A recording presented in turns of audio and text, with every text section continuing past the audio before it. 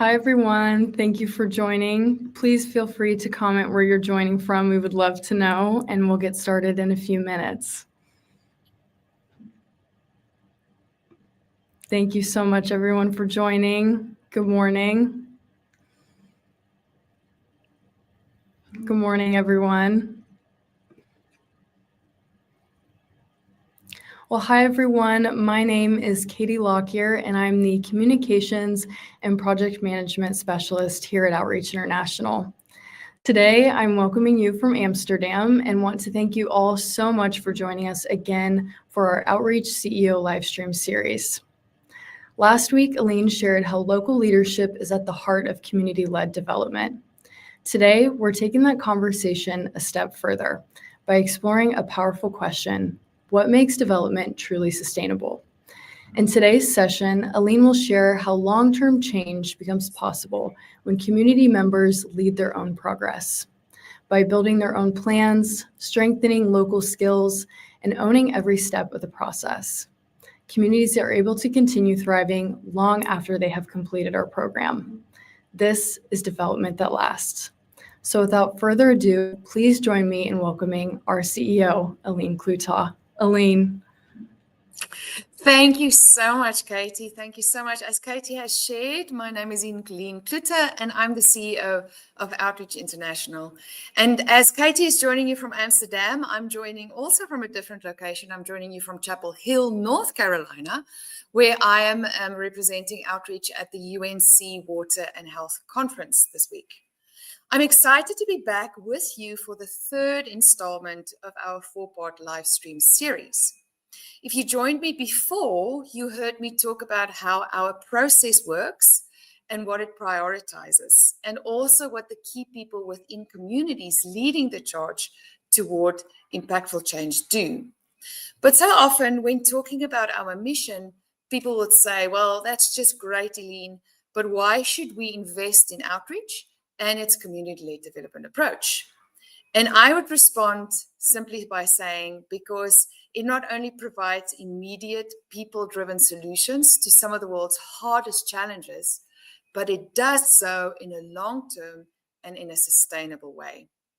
Now, this is not the commonly known definition of environmental sustainability or green initiatives, although we do work with that in mind. I'm talking about the sustainable progress that occurs when a community learns to solve its own problems with the skills and systems in place to keep solving them long after they have graduated from our program. Now, how do we know our work is not only impactful, but also sustainable? Let me share with you today 3 examples of what that sustainability looks like. First, the communities where we have worked in the past continue to tackle their poverty-related challenges long after we have left them. We recently conducted a long-term review of 116 community groups formed through Outreach's programs since 1991. And what we have found was absolutely remarkable. 87 of those groups, so about 75%, are still active to today. What does that mean? They still meet, they still organize, and they still tackle the challenges facing their communities together without any external directives, incentives, or motivation. That means that they have not only adopted, but have internalized the approach to self-led, community-driven action that leads toward progress. This is, in our opinion, the definition of sustainability. A second way of knowing that our process leads to sustainability is considering the projects community groups have implemented. Of all the projects ever implemented by groups over the last 25 years, almost 80% of them are still in use. That is impactful. Now, what does that mean for people in communities? It immediately translates into long-term impact and improved quality of life. Let's consider water access for a moment. It's quite fitting because I am at a water conference at the moment, which is a frequent challenge in the communities where we work. In response to this challenge, local groups around the world have built wells, boreholes, and pipe water systems all solutions that work for their unique geographies and also contexts. As of July 2025, 92% of community-built borewells, 84% of wells, 98% of piped or solar water systems implemented by local communities were still providing clean and safe water to their communities. And such sustained usage means ongoing impact beyond just clean water. In 6 communities in Malawi, we found that families are saving more than 2.5 hours each day that they used to use towards spending fetching water. That all adds up to over 900 hours a year per household that people now spend on schoolwork, on work, on family life. This is what sustainable development looks like. Let me give you another example. In the Philippines, our community groups often run what's called a rice loan project. And here's how it works. They buy rice at bulk, they distribute it to their members, and then collect repayments plus a little bit of an interest on a monthly basis, or sometimes over a 6-month duration. That money is then used to repeat the cycle, and the interest is used to help even more people, all within their same communities. These loans offer both food security and then also local capital. And the results are just incredible. Since 2007, 34 of these funds have been started. Today, 31 are still active. That's over 90%. And as of October 2025, 1.5 million kilograms of rice have been distributed to over 1,600 Filipino families. And it's important to point out that this is not charity. It's locally led work that's continuing over time. Let me give you a third example of sustainable impact that is about positive change that's beyond the immediate communities in which we work.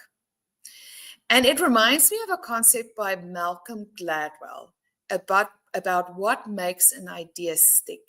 He says, when something sticks, it spreads. And when it spreads, it multiplies. Let me exemplify Gladwell's stickiness theory for you through our work.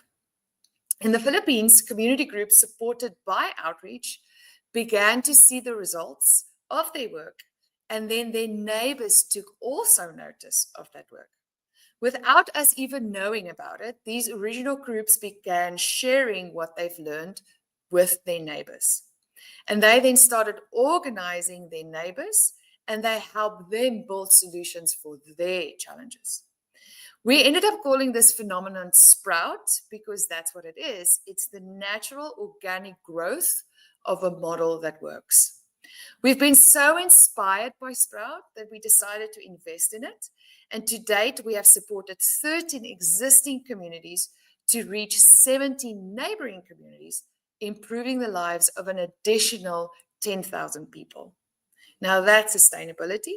And on top of that, it's the power of local leadership multiplied. I provided you with just three very powerful ways we know that our work is sustainable and why we will continue to do community-led development. It is not only efficient and human-centered, it is also effective and it yields long-term results. Thank you so much for being part of this journey with us. Okay, we often hear from supporters who ask how they can get involved in a deeper way. And my answer is always the same. Please spread the word. Share this video series. Send the recordings to 3 people who you know would be inspired by them.